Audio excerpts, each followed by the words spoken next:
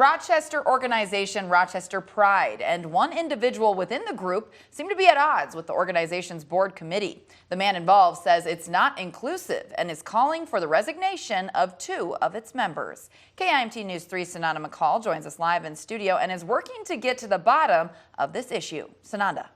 Hey Cami, I spoke with Dylan Stamey this afternoon, who goes by the name Lacey Decline when performing in drag. And less than 24 hours ago, he made a Facebook post expressing frustration with last night's annual Pride Board meeting.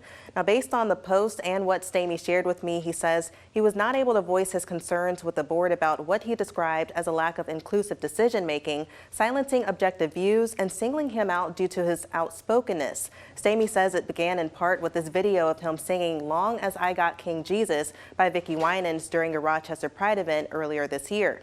He says although he was channeling his Southern roots with the song choice, judges critiqued him as being culturally offensive. Stamey says he believes the critique inferred he was racist and was stifled the opportunity to bring creativity and gospel to a drag show in Rochester. He said this is why he applied to the Rochester Pride Board but was rejected for the position.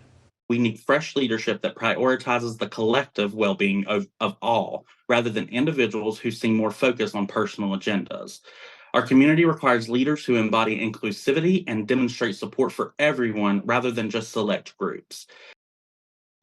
I did reach out to Rochester Pride for comments and address the technical issues that occurred as Stamey was trying to speak during the meeting. They said the meeting had been adjourned by the time Stamey had gotten his technology situated. The group also said Stamey was not selected as one of the candidates to join its board as it had more applicants than positions. And I'm told it did invite him to join one of its 5 committees, however, and Stamey declined, saying that unfortunately his values do not align with Rochester Pride.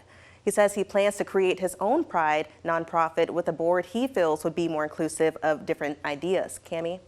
Okay, a lot to unpack there. So Sananda, Rochester Pride didn't respond to the racism claim?